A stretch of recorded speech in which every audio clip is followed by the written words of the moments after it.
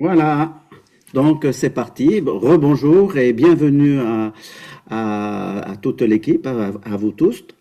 Et puis à vous toutes, je devrais, ah non, à vous tous, voilà, grâce à Albert, voilà, je ne suis pas le seul garçon. Et donc du coup, la dernière fois, on avait parlé du contexte de la réforme, le désir de retourner à la Bible, la contestation des papes, l'immoralité du clergé, la superstition, la Vierge, les saints et tout ça.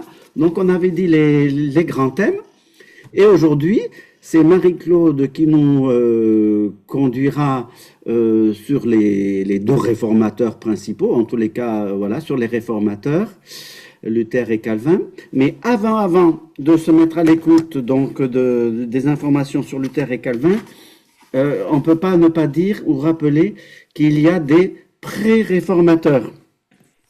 Voilà, alors il faut quand même avoir entendu. On considère dans les pré-réformateurs, vous avez certainement entendu parler, Pierre Valdo, donc il est du XIIe siècle, c'est un riche marchand de Lyon qui s'est converti face à deux événements. Le premier, c'est qu'il a perdu de façon tragique et subite un ami.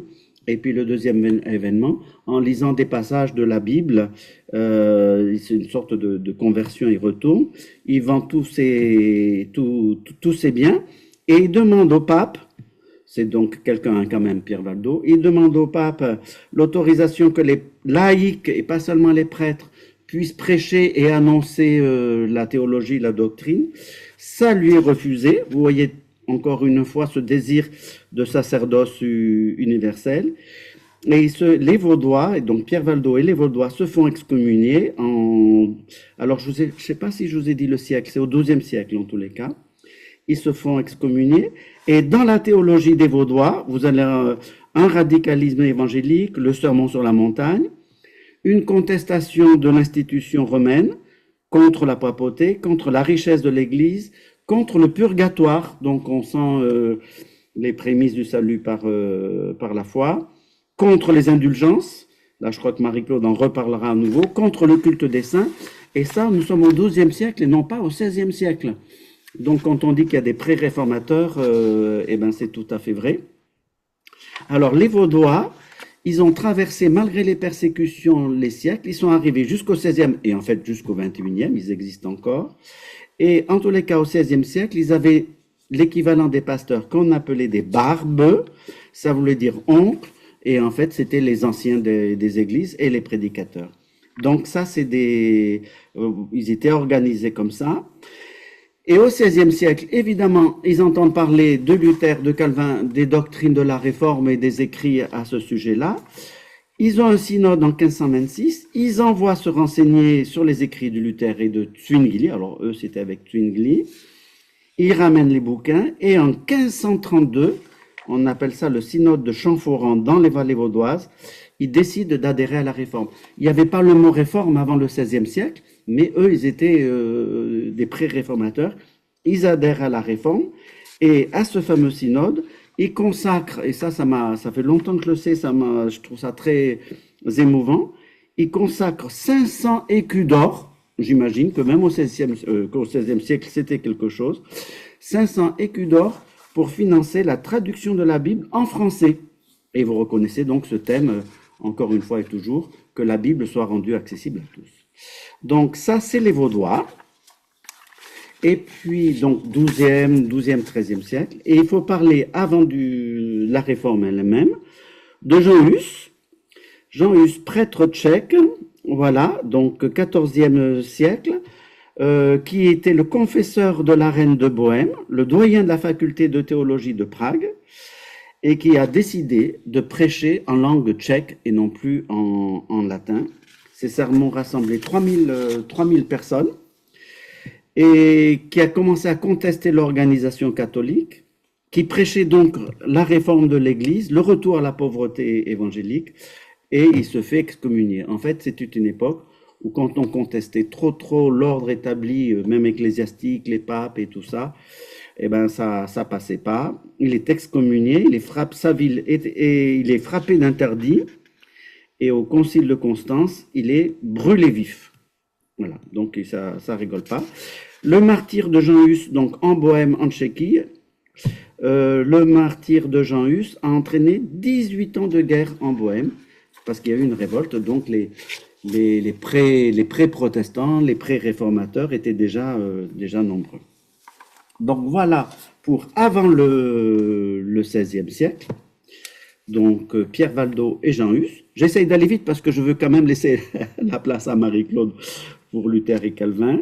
Mais il faut parler au tout début du XVIe siècle de Erasme, Erasme dans les Pays-Bas, Rotterdam, qui a publié en 1504 le manuel du soldat du Christ. Vous voyez, on parlait de façon militaire et enthousiaste à cette époque-là, qui prêche pour une piété neuve le retour à l'écriture qui contient seule la doctrine du Christ.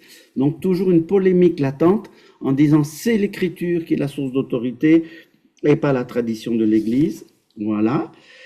Et qui, en 1508, conteste très très fortement l'Église catholique, l'institution, et qui, en 1516, publie le Nouveau Testament en langue grecque.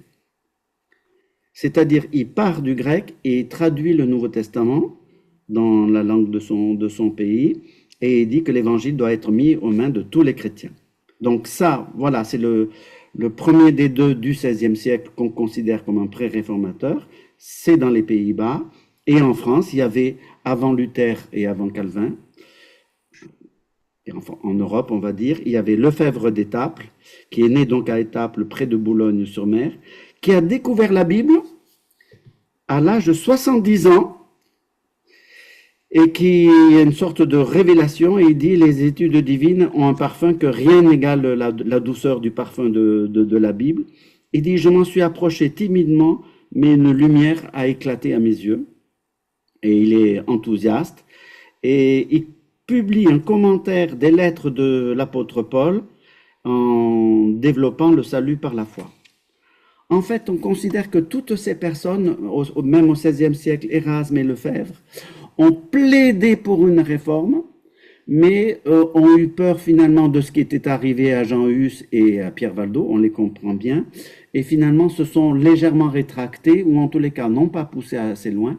Donc on ne parle pas d'eux comme des réformateurs, mais comme des pré-réformateurs. Donc Pierre Valdo, voilà, Jean Hus, le Erasme et Lefèvre d'Étaples. Voilà. Il y en aurait certainement d'autres, mais c'est vraiment ceux-là dont le nom revient en permanence. Voilà. Je ne veux pas être trop long parce que c'est essentiellement à Marie-Claude, mais est-ce qu'il y a une question importante avant de passer à la suite? C'est juste ça. Bon. Et ben voilà. Et ben maintenant, Marie-Claude, c'est à Moi. toi. Donc souvent on situe donc la réforme au XVIe siècle et tu viens de nous montrer que elle avait été déjà, il y a eu déjà des signes bien révélateurs avant. Alors on peut se demander pourquoi elle a pu avoir lieu au XVIe siècle. Alors il y a un élément important au XVe siècle, c'est l'arrivée de l'imprimerie qui va jouer un rôle important. Souvent je me dis c'est un peu comme nous pour l'Internet qui va permettre de mettre les gens en réseau. C'est-à-dire ce qui se dit en Allemagne va pouvoir être entendu en Angleterre, en France, en Italie, un peu partout. Et ça va être un bon support pour que ce qui va être dit et souligné puisse être rapporté ailleurs, voilà, ailleurs que dans le pays où il était. C'est peut-être pour ça que Jean Hus n'a pas eu un tel impact parce qu'il est resté à parler en tchèque. Donc, du coup, il n'a pas utilisé le latin qui était la langue officielle, un peu l'équivalent de l'anglais pour nous. Voilà. Et donc, du coup, ça, c'est un élément. Donc, il y a l'imprimerie. Et je vais dire qu'il n'y a pas que ça. Il y a aussi des hommes qui se sont levés et tous ceux qui s'étaient levés avant sont morts brûlés. Voilà, l'Église catholique ne faisait pas ne cherchait pas de compromis et ceux qui n'étaient pas d'accord avec elle finissaient mal. Alors, c'est ainsi qu'arrive Luther. On fait commencer la réforme avec Luther, donc en Allemagne. En fait, c'est un homme que rien ne disposait à ce qu'il fasse, qu'il soit aussi connu. Il vient d'un petit bled d'Allemagne, peu pas connu. Il a fait ses études pas dans des lieux très connus, notamment dans un monastère. Et surtout, il était son père qui était très sensible à la montée sociale. Lui-même a été mineur d'une mine de cuivre. S'était retrouvé magistrat. Donc, il espérait pour son frère, pour son fils, la même chose. Voilà. Et c'est ainsi que l'histoire raconte en retournant chez lui, Luther a vécu un moment d'une angoisse terrible, terrible, terrible, terrible. Une tornade, enfin oui, une bourrasque, plus que ça en fait. Il a eu cru qu'il allait mourir. Le vent soufflait de partout, et les coups de tonnerre s'abattaient près de lui. J'ai même lu que certains disaient qu'un chêne était tombé à ses pieds. Et du coup, ce que fait Luther, il prie, il dit, mais si je m'en sors, je me ferai moine. Il s'en sort et du coup, l'année d'après, il est inscrit, il va de suite au monastère, en cachette de son père, bien sûr. Il s'inscrit, c'est comme ça qu'il va être prêtre. Et puis après, visiblement, il avait certaines facultés, on lui demande de faire sa théologie et de devenir, il sera professeur de théologie. Néanmoins, Luther est quelqu'un de très, très, très inquiet, de très angoissé. Il a beau faire tout ce qu'il faut, il est très, très en mal. Il a l'impression par rapport à ce que Dieu lui demanderait, sa vie chrétienne n'est pas à la hauteur et il ne sait pas comment concilier. Il se sent très indigne. Et c'est en étudiant les textes bibliques, notamment l'Épître aux Romains, qu'il va découvrir que on n'a pas besoin de faire quelque chose pour être sauvé, on est sauvé par grâce. Voilà. Et ça, c'est pour lui, je ne sais pas si j'ai assez insisté, mais il était tellement malheureux et tellement inquiet et vraiment très dépressif, je pense, que de découvrir que euh, nous, on l'a entendu parler depuis longtemps, donc on ne réalise pas toujours, mais que c'est extraordinaire que d'être sauvé par la grâce. Et du coup, il n'a de cesse de faire, bah, comme tout jeune converti, d'aller l'annoncer à tout le monde. Et lui, il travaille au milieu de l'Église et il veut le prévenir l'Église et la réformer de l'intérieur en disant, mais c'est pas possible, c'est pas possible. Et vous comprenez que il va s'opposer, bien sûr, euh, aux indulgences, à cette théorie qui était très forte. C'est vrai qu'à cette époque, Luther n'est pas tout seul à s'inquiéter, à éprouver cette angoisse. Il y a eu la guerre de Cent Ans, il y a eu la peste, il y a plein de raisons, les gens mouraient jeunes. Du coup, les gens avaient très peur, peur du jugement et des peines éternelles. Alors, l'Église a apporté dans un premier temps une réponse en disant, certes, nous sommes coupables, mais si on se comporte bien, nous reculons un petit peu devant l'enfer. Voilà. Jusqu'au moment où, ayant besoin un peu plus d'argent, les autorités ecclésiales décident de faire payer des indulgences, et notamment par le biais d'un moine qui s'appelle Tetzel, qui aura vraiment beaucoup d'allant pour aller réclamer cet argent. Et il dit, aussitôt que votre monnaie résonne dans la boîte, l'âme de votre parent défunt saute au paradis. Voilà, il y avait de quoi retenir, il avait des images fortes en tout cas. Donc Luther va s'y opposer et il va publier ses 95 thèses sur la porte de l'église du château de Wittenberg. Voilà.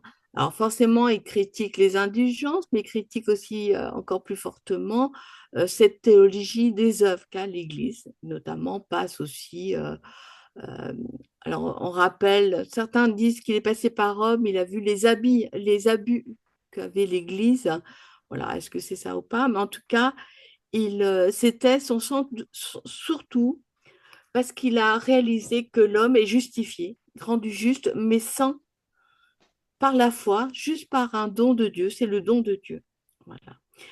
Et forcément, ces idées de Luther vont se répandre très rapidement. C'est pour ça que je parlais de l'imprimerie tout à l'heure. Des sympathisants, des gens vont traduire en allemand, vont traduire ces 95 thèses. Et du coup, ça va faire boulet de canon. Je veux dire, on voit bien, Georges décrit que le terrain était déjà prêt. Les gens déjà étaient aussi bien par rapport à l'autorité ecclésiale, aussi bien les gens remettaient en cause. Vous voyez bien que les moines, les curés vivaient pauvrement, tandis que les évêques vivaient dans la richesse un peu tapageuse, se rendaient bien compte qu'il y avait au niveau de l'Église des dysfonctionnements. Il y avait aussi au niveau de la politique, le pape qui réclamait de l'argent, ben, les pays voyaient leur or disparaître pour aller remplir les poches du pontificat. Du coup, il y avait des mésententes un petit peu dans tous les sens. Donc, ces 95 thèses vont faire une grande, vont faire boulet de canon, vont vraiment se répandre un peu partout.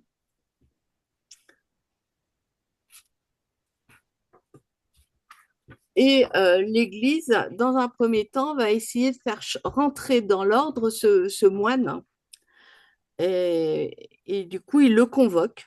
Ils vont le convoquer à la Diète de Worms en 1521. Donc, ça va être un procès.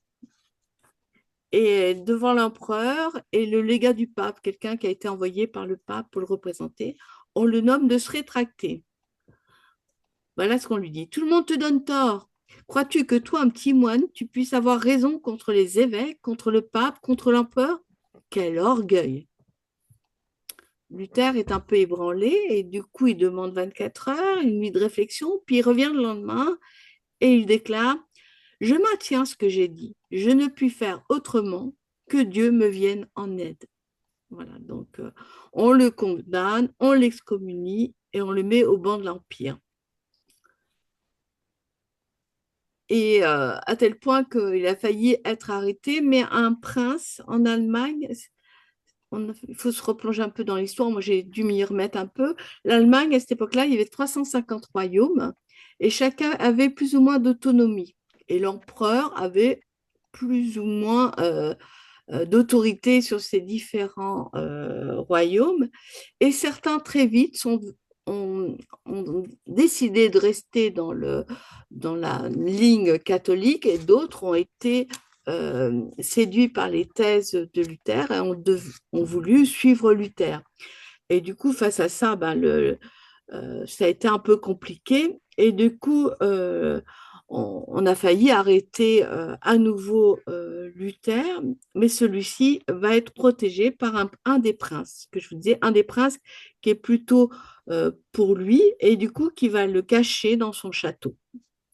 Pendant ce temps-là, même caché, Luther va être très productif, il va écrire beaucoup, beaucoup de choses, voilà, des commentaires, il va lire, il va commenter, il va traduire. Et c'est un moment pour lui, c'est une seule année, mais il fera beaucoup, beaucoup de choses. Voilà. Il va sortir de sa prison parce qu'il y a un mouvement, il a lancé quelque chose et il y a oui, un pasteur, hein, on ne dit pas ça encore à ce moment-là, mais quelqu'un dans sa ligne qui dit qu'il faut aller encore plus loin. Voilà, il faut changer l'Église. Autant Luther voulait faire doucement, autant lui veut tout changer, tout maintenant. Et donc, du coup, Luther veut calmer un peu les choses, donc sort de la prison, non, sort du château et va introduire lui-même graduellement les changements dans la messe. Voilà. Au début, il maintient le latin, puis petit à petit, il va le transformer, il dira la messe en allemand, il va enlever les vêtements. Voilà, la prédication se fera non plus sur des dogmes, mais sur les textes bibliques. Voilà, ça, c'est un grand, grand changement qui impressionne et qui, pour les gens, ça répond parce euh, Luther est quelqu'un qui a une belle écriture. Non seulement il est intelligent, mais il a une belle écriture et arrive à exprimer simplement des choses. Alors ça, c'est un art qu'on lui envie tous, hein, d'exprimer simplement des choses importantes. Voilà. Donc, c'est ce qui va arriver à Luther. Il va se marier entre-temps en 1525 avec une nonne. Voilà. Il y aura des tentatives que catholiques et protestants se mettent ensemble, mais ça n'a pas marché. Voilà, il faudra attendre la paix d'Augsbourg en 1555 pour qu'il y ait quelque chose qui aille dans le sens non pas que l'un se soumette à l'autre, mais marchent l'un à côté de l'autre. Et ça, c'est pour l'Allemagne. Parce qu'en France, ça ne sera pas du tout ça, puisque on le sait, il y aura des guerres. Voilà pour Luther. Donc, il a été contesté pour hérésie. Il a été, il a pris, c'était un universitaire brillant, théologien, prédicateur, écrivain, doué pour s'exprimer. Il a laissé une œuvre écrite de plus de 600 titres. Voilà, il ne faut pas tous parvenus, mais bon. Et c'est aussi un musicien. Il était très sensible aux arts et notamment à la musique. Il a ainsi composé 36 cantiques en langue allemande, alors que normalement dans la messe, tous les chants étaient en latin, bien sûr. Et si je vous dis c'est un rempart que notre Dieu, bah, on le doit à Luther. Voilà. Il va mourir et voilà. Mais la réforme ne meurt pas. Ne meurt pas. Alors, Georges a parlé de deux réformateurs. Moi, j'aimerais en parler de trois. Tu as fait un peu référence, Georges, tout à l'heure, parce que en même temps qu'il y a la réforme de Luther, pardon, en même temps qu'il y a pardon, il y a quelqu'un oui, j'ai cru qu'il y avait quelqu'un qui voulait parler. En tout cas, la réforme en Autriche va commencer presque en même temps, dans les années 1519-1520, grâce à quelqu'un qui s'appelle Zwingli. Alors, Zwingli est un réformateur suisse. Il a joué un rôle majeur. Et quand on dit la réforme, on peut. Zwingli et Calvin sont souvent à mettre ensemble, parce que l'autre a continué l'œuvre du premier. Le premier étant Zwingli. Alors, contrairement à Luther, qui avait suivi sa formation dans un monastère, Zwingli est quelqu'un qui est un universitaire, du coup, qui a été très rapproché par le courant de l'humanisme, qui est un courant euh, de retour aux sources, voilà, d'avoir un esprit critique, retour aux sources. Et du coup, c'est comme ça qu'il va apprendre les langues, le grec et aussi l'hébreu. Et il va aussi étudier le Nouveau Testament en grec que Erasme, dont Georges parlait tout à l'heure, a traduit. C'est un prédicateur audacieux des textes bibliques et il a un impact aussi, lui aussi. Voilà. Il, comment dire, c'est un passionné de la Bible. Il lit, l'étudie, non pas en latin, mais dans la version grecque. Et du coup, en plus il étudie, c'est un peu ce qui peut nous arriver à nous aussi, hein. Attention quand on lit la Bible, plus il devient convaincu que euh, la grâce, la bonne nouvelle de l'Évangile, voilà. Et il s'aperçoit que ce que énonce l'Église à ce moment-là, à cette époque-là, est en contradiction bien souvent avec ce que dit la Bible. Voilà.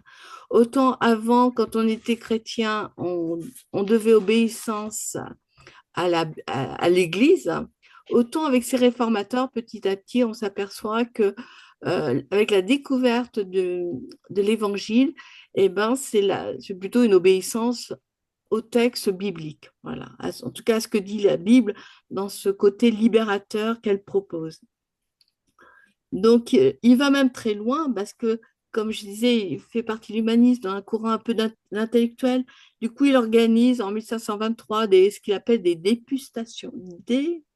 Oui, enfin, une dispute, voilà, en grec, où il défend ses idées et il n'a pas peur de comparer les versions entre elles et de finir par un temps de prédication. Voilà. On est en Suisse et c'est un peu comme en Allemagne, c'est des cantons et il y a des cantons qui vont vouloir être plutôt côté catholique et d'autres suivent plutôt la réforme. Et ça va donner une guerre, ce qui s'appelle la bataille de Cappel. Et Zwingli, qui est aumônier à ce moment-là dans cette guerre, il va mourir. Mais malgré tout, sa mort, bien que prématurée, va pas mettre fin à ces idées, puisque d'autres vont prendre le relais, et notamment Bullinger, voilà, mais surtout Calvin, qu'on connaît davantage. Voilà, c'est comme ça qu'on arrive à Calvin. Ça va, je ne fais pas trop vite? Non, ça va. Non, ça va, vous me dites, hein, parce que... Non, mais peut-être quelques-uns peuvent poser une question ou deux. Comme c'est 19 heures, je me demande si on prend un petit temps pour poser une question ou deux. Ah oui. Et on peut peut-être réserver Calvin pour la fois suivante pour pas aller trop vite et gaspiller plein d'informations sur Calvin. En plus, c'est celui qui est français, hein, donc soyons plutôt. Voilà. Pas facile de poser quelques questions. En plus, Marie-Claude et moi, on n'est pas des érudits d'histoire, hein, pas du tout. Voilà, on se replonge avec plaisir dans ces fondements, quoi, d'histoire. Mais voilà, est-ce que ça vous éveille des remarques, tout ça? Moi, j'aurais une question. C'est Frauke. Donc, est-ce que les réformateurs ont communiqué entre eux? Est-ce qu'on sait à quel point ils sont inspirés l'un de l'autre? Oui, alors, oui, bien sûr, les thèses sont arrivées, ce que je disais, grâce à l'imprimerie. Grâce à l'imprimerie, ça, ils se sont pas rencontrés, ni Luther, ni Zwingli, ni Calvin. Ils n'ont pas été mis ensemble. D'abord, Calvin arrivera 25 ans après, il y a un décalage dans le temps. Mais même Luther et Zwingli, il y aura pas je crois pas qu'il y ait de temps où ils se sont rencontrés. Mais ils partagent les idées. C'est vrai que les 95 thèses, et grâce à l'imprimerie, qui a joué un rôle, on le voit, important, ils étaient au courant. Mais en même temps, la période tourne fait, ils disaient haut et fort, et ils ont structuré, et peut-être mis des mots et trouvé dans le texte biblique ce que les gens avaient pressenti avant eux. Voilà. Que l'Église suivait pas la bonne ligne chrétienne, voilà, quelque part. Pour résumer. Tu m'avais expliqué quelque chose, Marie-Claude, que j'avais trouvé troublant. C'est que Luther et Zwingli, rencontrés ou pas, Luther et Zwingli ont essayé de confronter leurs idées et ils étaient mis d'accord sur une dizaine de points fondamentaux à discuter. Il y avait toute une liste de points comme ça, un peu fondamentaux. Et ils étaient d'accord sur presque tout, presque tout, presque tout. Mais il y avait un point qui a chopé et qui ont fait ils ont dit que c'était pas exactement la même réforme. Je te laisse. Oui, il y avait 15 points quand ils ont essayé, c'est ce que j'ai essayé, je suis passée un peu vite dessus, où on a essayé en tout cas, entre protestants, qui est moyen, catholiques et protestants trouvent un moyen de s'entendre, mais aussi entre protestants, mais c'est un peu plus tard. Mais ils avaient mis 15 points, du coup, il y avait 15 points qui étaient présentés, mais Zwingli a refusé le 15e. Enfin, ils ne sont pas mis d'accord sur le 15e, c'était autour de la scène, voilà, l'Eucharistie. Voilà. Luther est resté avec une approche plus catholique. Pour lui, il y avait vraiment, il fallait qu'il y ait le pain et le vin. Déjà, ça, c'était une grande nouveauté présente. Et pour Luther, dans le pain et le vin, il y avait présence du Christ. Voilà. Et pour Zwingli, c'était simplement, ils étaient, comment dire, spirituellement présents. Voilà. Et là-dessus, ça a échoppé. Voilà. C'est sur la scène que ça a échoppé. Oui, tout à fait. Donc, on voit bien que. Mais c'est vrai qu'André Gounel, qui a fait un papier sur la réforme, lui dit il n'y a pas une réforme, il y a des réformes. Il dit il y a la réforme luthérienne, la réforme réformée, et dedans, il met Zwingli et Calvin ensemble. Il y a la réforme radicale, ce que je vous ai un peu évoqué tout à l'heure avec ce fameux Munzer qui voulait avancer un peu vite dans l'Église, voilà, et qui va donner l'anabaptisme, qui va donner un petit peu de lui découle un tout petit peu cette expérience, cette découverte en essayant de la pousser encore plus loin, va faire une frange du protestantisme qu'on trouve à l'heure d'aujourd'hui, hein. Va donner les Ménonites, va donner ce qu'on appelle un peu les pentecôtistes, hein, en gros, en allant un peu très vite, hein, voilà. On voit bien que dès le début, le protestantisme est éclaté, s'est éclaté un tout petit peu. Après, il parle aussi de la réforme anglicane, qui est ni vraiment luthérienne, ni vraiment réformée, c'est encore autre chose, c'est encore une autre réforme. Et dans les réformes, il marque la réforme catholique, la contre-réforme. Voilà. Donc, disons que si on ne s'est pas bien entendu catholique-protestant, mais entre protestants, ça a été très compliqué aussi. Et on en voit bien un petit peu, on voit bien que ce n'est pas toujours évident. On s'échoppe un peu encore sur certaines choses. Voilà. Pas sur le fait qu'on est sauvé par grâce, je crois que ça, c'est acquis. Que la lecture de la Bible est importante, cela, scriptura, ça c'est bien donné, mais après, c'est la façon dont on va le vivre ou tout ce qui dépend, voilà, tout ce qui va aller au-delà. Voilà. Donc, il y a des points d'achoppement. Bon, ben merci. C'est vrai qu'à Genève, il y a le mur des réformateurs, là, mais je ne sais plus s'ils sont 3 ou 4. Donc, ils sont combien? Enfin, j'ai plus. Je ne me rappelle plus, tiens, je ne sais pas bien. Mais ils ont peut-être mis Farel. Ils ont mis Farel. Ah, voilà, Farel, oui. Farel, parce que c'est lui qui fait faire le trait d'union entre Zwingli et Calvin. Calvin, ouais. Et c'est lui qui insistera auprès de Calvin pour qu'il prenne, qu'il l'aide à prendre, comment dire, à faire de Genève un lieu, une ville protestante. Voilà. Oui, d'accord. Il poussera un peu, voilà. Donc, je pense qu'il y a Farel aussi. Ouais. D'accord.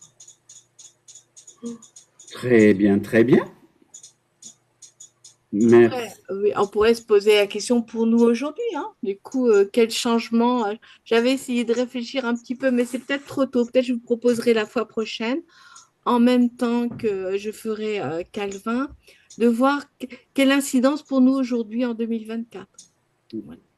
Mais je pense que vous pourriez en tirer déjà plusieurs points. Voilà, donc, mais c'est vrai que pour les uns et les autres, c'est vrai que c'est important pour eux qu'il n'y ait plus d'intermédiaire.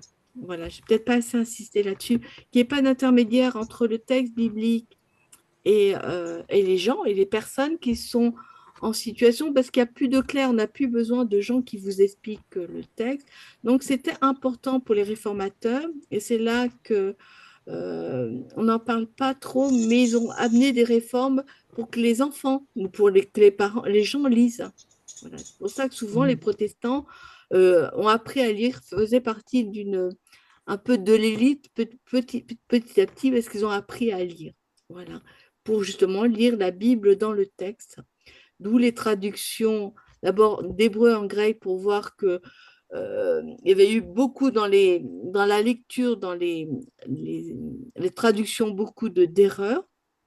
Et après, importance de traduire la Bible dans la langue que les gens puissent comprendre. Voilà.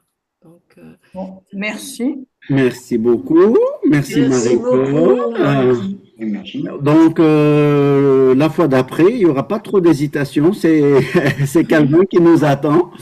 Et éventuellement, si on a le temps, une réflexion par Marie-Claude sur et nous aujourd'hui, quelle réforme? Dis donc, c'est un beau titre ça, Marie-Claude. Hein? Oui, très intéressant.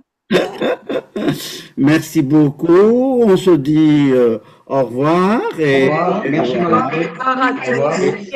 Et on continue à se tenir au courant. À la prochaine.